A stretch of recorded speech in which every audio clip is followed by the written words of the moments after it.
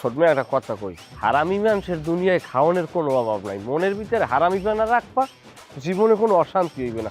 কথা আছে না যে গাইবে ছুরি মিল থাকলে জঙ্গলে যাইও কিন্তু দুধ দেয়। একদম ঠিক বলছো ভাইরা ভাই। তা বাড়া আরে রাগ করো কেন? শোনো, তুমি যেহেতু আমাকে দুধের টাকার ভাগ দিয়েছো, আমিও তোমাকে কিছু দিতে চাই। না, তুমি খালি খোঁচাইতেই চাও, তুমি তো মানো না খোঁজদার, আমি বলতাম না। আচ্ছা কি যেতে চাও কি কও? আমি প্রত্যেকদিন আমার দোকানে হ্যাঁ 30 কাপ চা বেনামে বিক্রি করি। নাউজুবিল্লাহ। আচ্ছা যাই হোক, ওইটার থেকে যে টাকাটা আসে হ্যাঁ। সেখান থেকে একটা ভাগ প্রতিদিন আমি তোমাকে দিতে চাই। মার হাবা।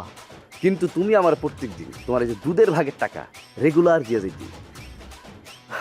এতদিন পর বুঝলাম হরিবাড়ির মধ্যে তোমার মতো একটা আছে, অথচ আমি চিনতে পারলাম না। তোমার সাথে যদি মিল দিয়ে আমার আগে থাকতে কত কি খাইতে পারতাম এক লগে, তুমি জানো। যাই হোক, আগামীকাল হইতে গনে 3 লিটার দুধে আমি 8 লিটার পানি পুরাবার ব্যবস্থা করতে আছি। কিন্তু ছোট ভাইরা, তুমি চা ছাড়া আর কি কি বেনামে বিক্রি করো, এইটার হিসেবটা মারে দাও। আর অনেক কিছু আছে ভাই। না বেড়া, খোঁচাও কা তুমি, আমি বললাম না। আরে রাগ করো, শোনো, আর অনেক কিছু আছে, আস্তে আস্তে সব জানতে পারবা। কিন্তু একটা কথা, হ্যাঁ, এই কথা তুমি আমি ছাড়া কোনো কাকপক্ষীয় যাতে টের না পায়। তোমার একটা কথা কই, আমি হইলাম বড়, আমি যদি খাওয়ান পাই আমি আমার বাপেরও চিনি না, সোজা কথা। আসসালামু আলাইকুম। ওয়ালাইকুম আসসালাম। তোমরা শহরের জামাই না? এটা কোনো কথা কইলেন চেয়ারম্যান কাকু? কে আমরা নির্বাচনে আমরা দৌড়াইতে দৌড়াইতে দুমছিয়া খেতা লাইলাম, হো আর কি কয়, আমি স্লোগান মাস্টার আনলাম না। ওই যে নির্বাচন শেষ হয়ে গেছে না ভাইরা ভাই, এখন তার চিনব নাঙ্গ। না না, চিনতে পারছি, আমার আর চিনাইতে হইব না। কিন্তু তুমি করে আমার একটা কথা বলার আছে। আচ্ছা, তোমাদের কি বাপ মা বাড়ি ঘর কিছুই নাই? তোমরা কি এতিম? আরে কি বলতেছেন উল্টাপাল্টা কথা চেয়ারম্যান সাহেব? থাকবে না কেন? আমার তো বাপ মা ভাই বোন সবাই আছে। তোমার? আমার আছে, তবে আমি একটু ভিন্ন রকমের, একটু কিরকম আলাদা। আমরা আবার রাজবংশের। কিরম রাজবংশের?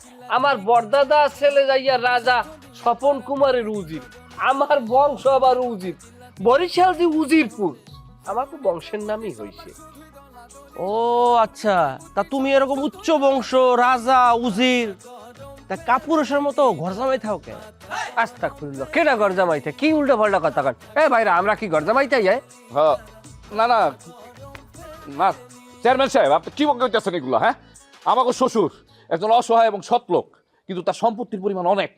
এর জন্য গ্রামের লোকজন মনে করেন তার সম্পত্তি নিয়ে ষড়যন্ত্র করে। আর এর জন্যই আমরা 3 জামাই আমাদের শ্বশুরকে পাহারা দেওয়ার জন্য তার বাড়িতে থাকি। চমৎকার কথা বলছো তুমি, চমৎকার কথা বলছো তুমি, ব্যাখ্যা বিশ্লেষণ সহকারে তুমি যে কথা প্রদান করছো, তোমাকে আমি স্যালুট জানাই।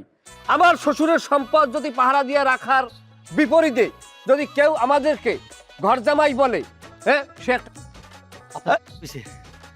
তুমি কি আমাকে বললা? কেটা কইছি?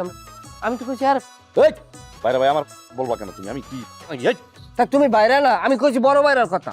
হ্যাঁ ওইটা তো পাঠানো লাগে। হ্যাঁ আচ্ছা ঠিক আছে, তোমাদের কথা আমি বুঝতে পারছি। এলাকার চেয়ারম্যান যেহেতু, আমি অনেক কিছুই দেখি, অনেক কিছুই শুনি। চেয়ারম্যান দেখা অনেকের অনেক কিছু বলতে পারি না। তারপরও তোমাদেরকে একটা কথা বলি, আমগো বাড়িতে যে মুরব্বীরা আছে না, মুরব্বীরা একটা কথা কইতো, পুরুষ মানুষরা কারোর বাড়িতে ঘর জামাই থাকে না। আর যারা ঘর জামাই থাকে এরা আসলে পুরুষ না, এরা হইলো কাপুরুষ। এই জৈশা চল।